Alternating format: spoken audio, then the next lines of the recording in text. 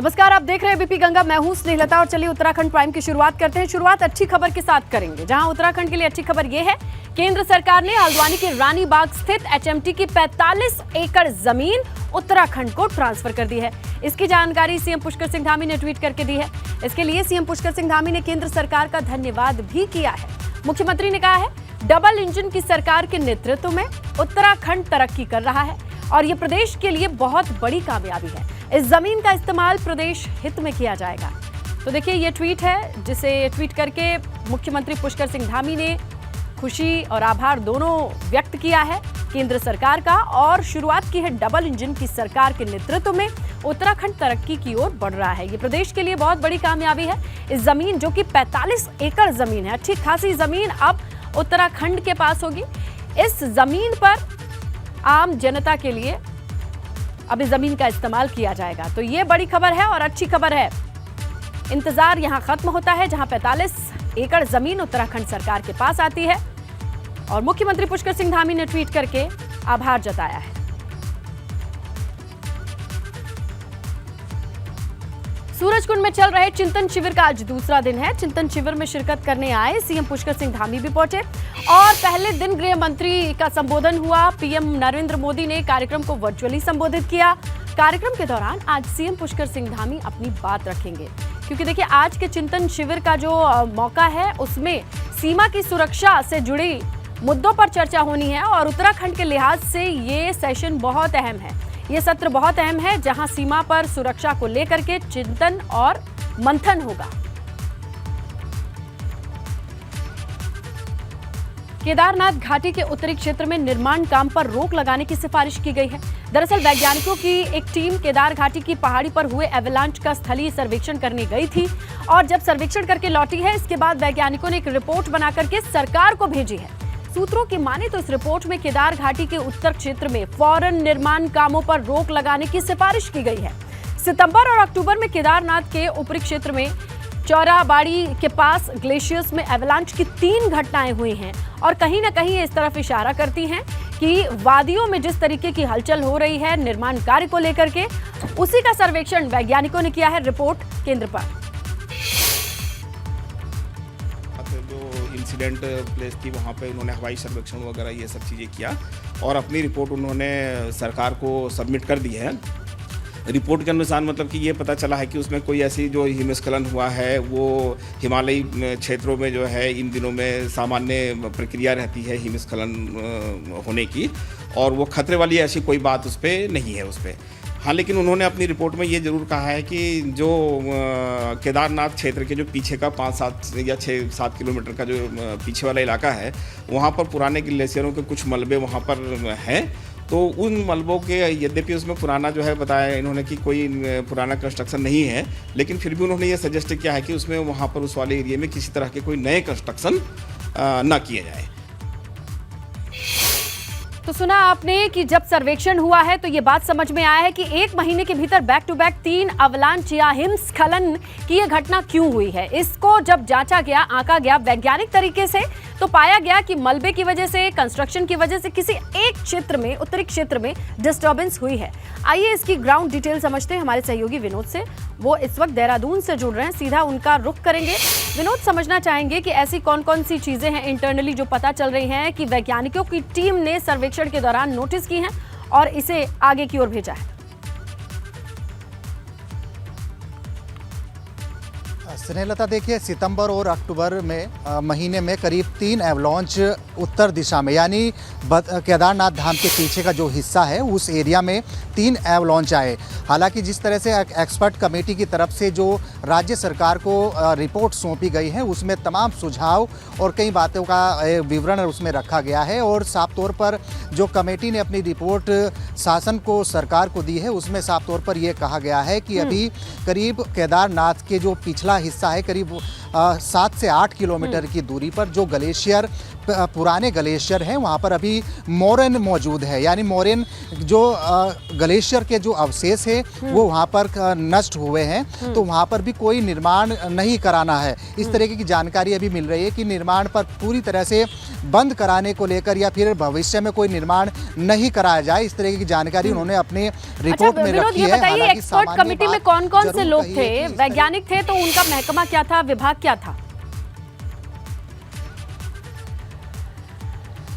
बिल्कुल, देखिए आपदा प्रबंधन विभाग उत्तराखंड शासन के कई ऐसे मेंबर्स थे जो इस कमेटी में शामिल थे और उसके अलावा वाडिया इंस्टीट्यूट के सभी मेंबर्स यानी वैज्ञानिक इसमें थे। एक संयुक्त कमेटी थी, उस अध्ययन करने के लिए इस कमेटी की जिम्मेदारी रखी गई थी कि आखिरकार जिस तरह से केदारनाथ में अवलोंच आए हैं वहाँ का किन कारणों की वजह से आए। तो संयुक्त एक कमेटी का गठन राज्य सरकार की ओर से किया गया था, जिसमें आपदा प्रबंधन विभाग के अधिकारी मौजूद थे, वाडिया इंस्टीट्यूट के सीनियर जो वैज्ञानिक है वो इस टीम में शामिल थे। जब अध्ययन इन्होंने किया तो उसमें अभी ये पाया है कि जो केदारनाथ के पिछला हिस्सा है यानी करीब 5 से 8 किलोमीटर की दूरी में जो ग्लेशियर है उनके पुराने अवशेष अभी तक वहां पर मौजूद है। बिल्कुल विनोद, और ये बहुत अहम है क्योंकि वैज्ञानिकों का नजरिया, दृष्टिकोण ऐसी जगहों पर किसी भी निर्माण कार्य के लिए बहुत अहम हो जाता है। देखना ये होगा कि इस रिपोर्ट के बाद किस तरीके के आदेश आते हैं, किस तरीके से इसे लिया जाता है। बहुत शुक्रिया विनोद तमाम जानकारी के लिए। आगे बढ़े, बात करें देहरादून से आई खबर की, जहां भाजपा की बड़ी बैठक की खबर मिल रही है। मंत्री, मुख्यमंत्री जनता दरबार को लेकर के मंथन करेंगे, ये जानकारी मिल रही है। संगठन की ओर से हर जिलों में मंत्रियों के दौरे तय होंगे, ये भी खबर आई है। प्रदेश अध्यक्ष महेंद्र भट्ट की अध्यक्षता में यह बैठक है। मीटिंग में बीजेपी के कई बड़े नेता मौजूद हैं और मकसद यह है कि क्या हर एक जिले में मंत्रियों के दौरे जो हैं वो प्रस्तावित हो और किस तरीके से किस जिले में कौन सा मंत्री जाए, ये तमाम चीजें इसी बैठक में मंथन हुआ है। तो देखिए, धामी सरकार के मंत्रियों के दौरे अब भाजपा संगठन भी तय करेगा। देहरादून में पिछले दिनों हुई बैठक के बाद ये फैसला आया है, मगर कांग्रेस कह रही है कि इसमें नया क्या है, क्योंकि ऐसा पहले भी फैसला लिया जा चुका है। धामी सरकार के मंत्रियों को अब एक नई जिम्मेदारी मिल गई है। सभी मंत्री जल्द ही जिलों में जाकर मंडल स्तर पर काम करेंगे। इस दौरान इस बात पर मंथन होगा कि पार्टी को कैसे मजबूत किया जाए, वहीं जनता की समस्याओं पर भी बातचीत होगी। इसके लिए भाजपा संगठन की तरफ से मंत्रियों के लिए निर्देश जारी कर दिए गए हैं।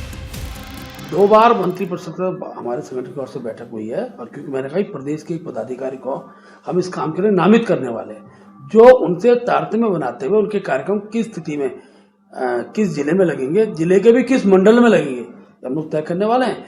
जहाँ तक सरकारी पक्ष सरकारी जिलों के प्रभारी के नाते उस सरकार द्वारा तय होता है। उनके कार्यक्रम जो सरकारी, चाहे वो जिला योजना की बैठकें, विभिन्न प्रकार की बैठकें जिले संदर्भ में होती हैं, वो सरकारी तंत्र के हिसाब से सब चीजें होंगी, लेकिन संगठन के द्वारा भी हम हर जिलों के अंदर अपने मंत्रियों को भेजेंगे।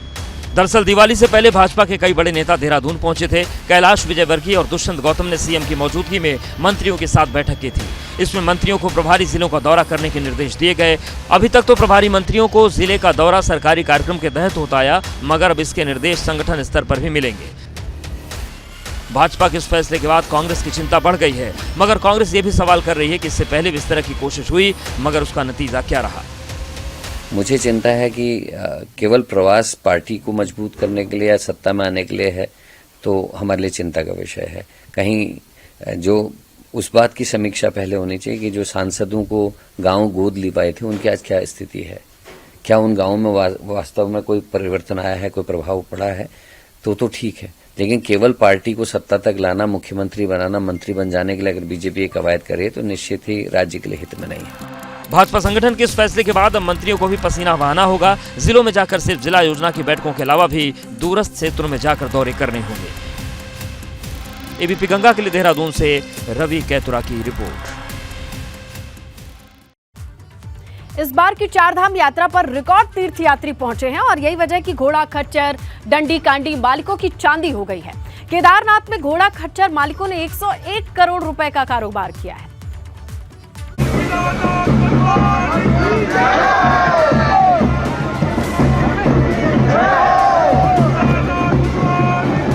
धाम की यात्रा पर इस बार नए रिकॉर्ड बने हैं। कोरोना महामारी के 2 साल बाद केदारनाथ धाम की यात्रा पर 16 लाख तीर्थ यात्रियों ने दर्शन किए। पिछले कुछ साल के दौरान दर्शन करने वाले तीर्थ यात्रियों की ये सबसे ज्यादा संख्या है।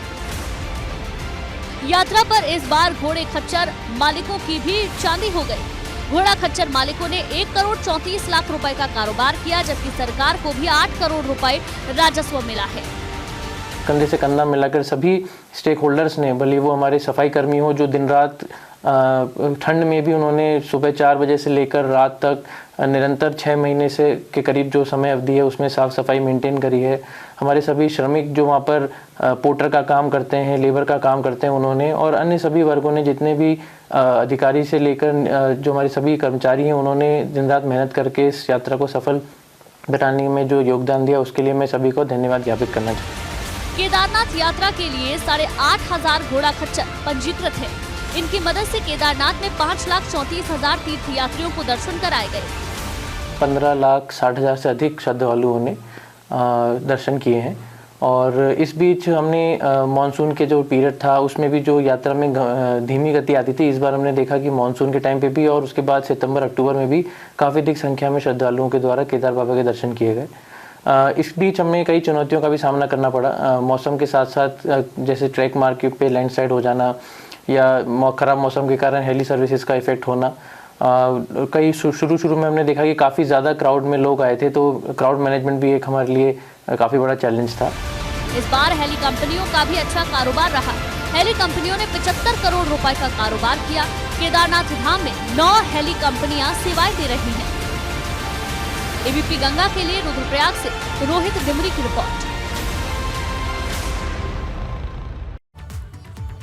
चारधाम यात्रा इस बार हर मायने में काफी अहम रही। जहां यात्रियों की संख्या से सरकार के चेहरे खिले हैं, तो ही व्यापारी, घोड़ा खच्चर मालिक भी काफी खुश हैं। इसी पर एमडी जीएमवीएन बंशीधर तिवारी ने हमारे सहयोगी पंकज राणा से बातचीत की है। उत्तराखंड में चारधाम यात्रा में इस बार तकरीबन 43 लाख के करीब यात्री पहुंचे हैं और यात्रा अंतिम पड़ाव में है। बद्रीनाथ के धाम के कपाट 19 तारीख को बंद होंगे, लेकिन ये आर्थिकी के हिसाब से, उत्तराखंड सरकार के हिसाब से और हर लिहाज से बहुत महत्वपूर्ण मानी जा रही है। हमारे साथ एमडी जीएमवीएन है।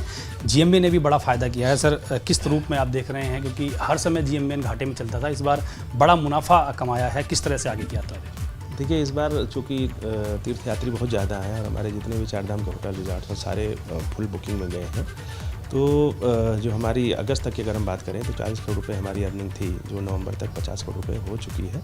तो जीएमवीएन के लिहाज से इस बार की यात्रा बहुत ही अच्छी रही है। सर, क्योंकि जो वहाँ के घोड़ा खच्चर वाले होते हैं वो पंचायत के हिसाब से वहाँ की सब चीज़ें होती हैं, वो क्योंकि आर्थिक का सबसे महत्वपूर्ण साधन है गरीब लोगों के लिए, उनके लिए, उस हिसाब से यात्रा उनके लिए कितनी महत्वपूर्ण रही है?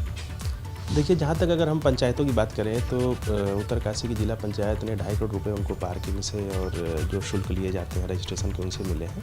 ऐसे रुद्रप्रयाग में भी 2 करोड़ रुपए से ज़्यादा शुल्क जिला पंचायत को प्राप्त हुआ है। और जो खच्चर के या पशुपालक हैं उनको भी 22 करोड़ के आसपास यमुनोत्री में और 100 करोड़ के आसपास, जैसा कि आप सभी अवगत हैं, वो रुद्रप्रयाग में उनको आय हुई है। क्योंकि सर यात्रा भी अंतिम पड़ाव में है, बद्रीनाथ के धाम के कपाट खुले हुए हैं। इस सीजन में आप क्या मानकर चल रहे हैं कि कितना मुनाफा और हम कमा सकते हैं जीएमवीएन या दूसरे हिसाब से? देखिए, आप सीजन में चूँकि हम दरें घटा देते हैं और ताकि लोगों को हम आकर्षित कर सकें। और देखिए, पहाड़ में क्या है कि धुंध नहीं होती, कोहरा नहीं होता, तो धूप के लिहाज से भी हमारे पर्वतीय क्षेत्र बहुत ही अच्छे हैं। तो आने वाले समय में जो हमारा विंटर सीजन है वो भी काफ़ी अच्छा रहेगा, ऐसी उम्मीद करते हैं। विंटर सीजन के साथ साथ जो विंटर टूरिज्म है उसको बढ़ावे के लिए बात चल रही है, और राफ्टिंग का भी आप बता रहे हैं कि बहुत अच्छा इस बार स्कोप है और काफ़ी तरह से आप आगे प्रयास कर रहे हैं। तो नई चीज़ें हम क्या ला रहे हैं, इनमें क्या अब नया होने वाला है विंटर टूरिज्म? देखिए, राफ्टिंग की डिमांड ज़्यादा थी, राफ्ट कंपनी हमने राफ्ट खरीदी भी है, प्राइवेट राफ्ट्स भी यहाँ चलती हैं, बहुत अच्छी डिमांड है राफ्टिंग की। स्कीइंग की, जैसा कि आपको पता है, लक्ष्मण झूला क्षेत्र में स्कीइंग का अच्छा अवसर है, वहाँ लोग आते भी हैं। और जो हमारा अवली है, अवली में स्कीइंग के लिए काफ़ी लोग आ रहे हैं और अभी से हमारी बुकिंग भी हो रही है, तो काफ़ी अच्छा जाएगा। तो चलिए, राज्य स्थापना दिवस के मौके पर राज्य आंदोलनकारियों को तोहफे से जुड़ी खबर आपको बताते हैं।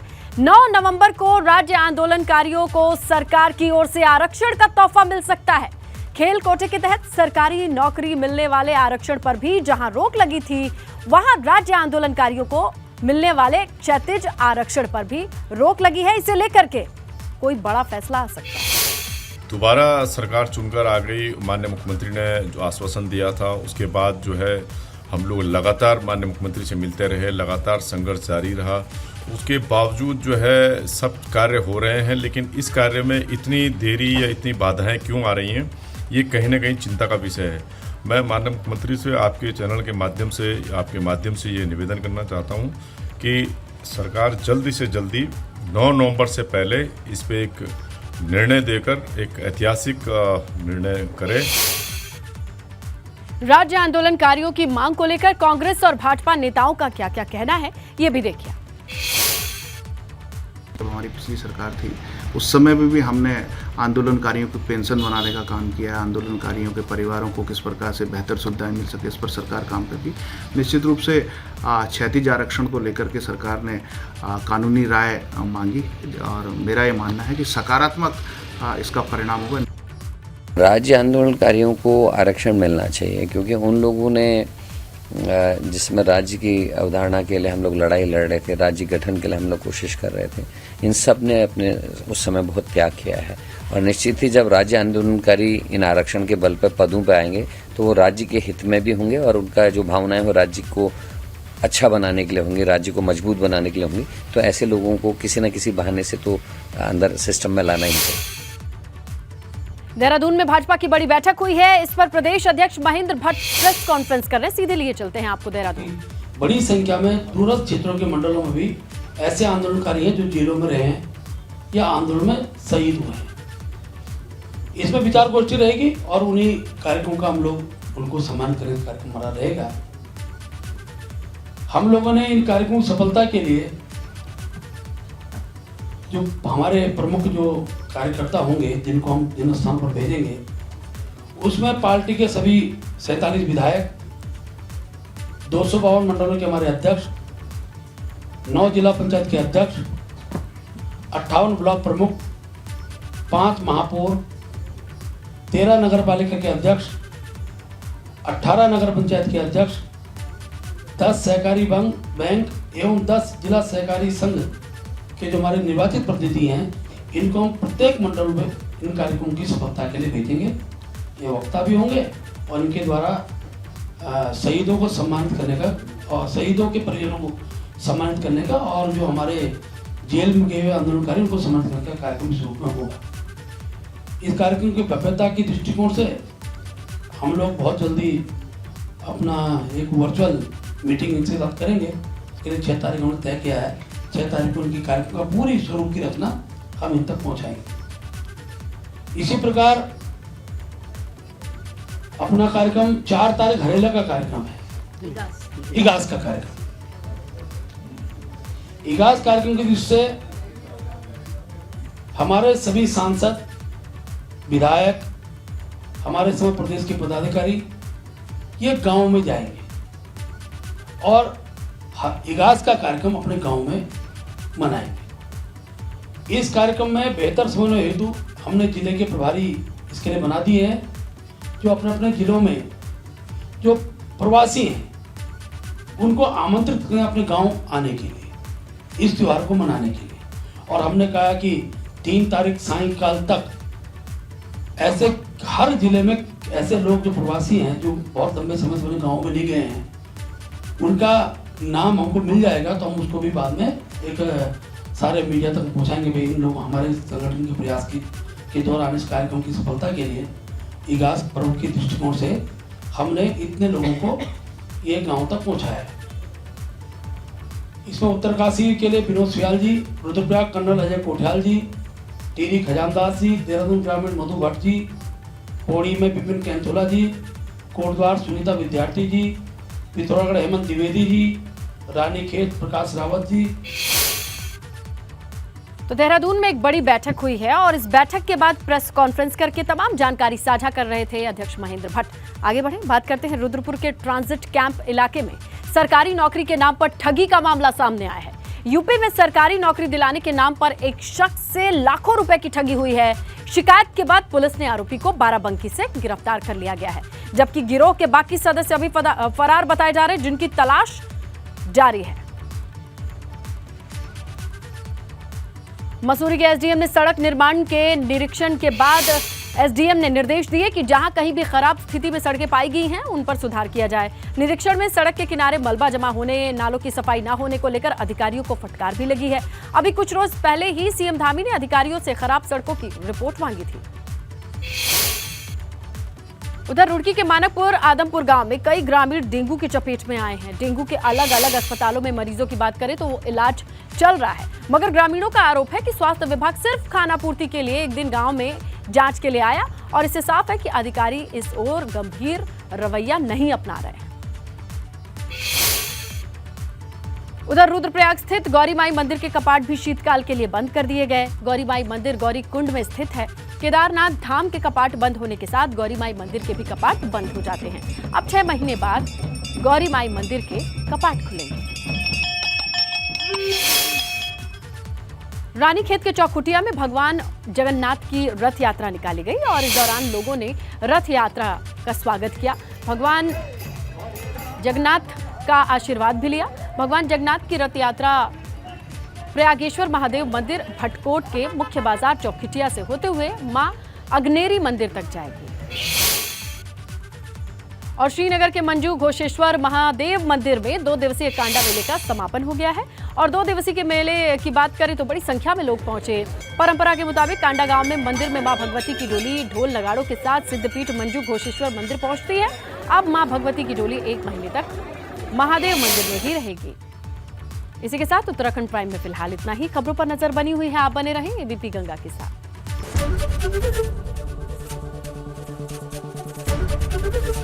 एबीपी गंगा, खबर आपकी, जुबान आपकी।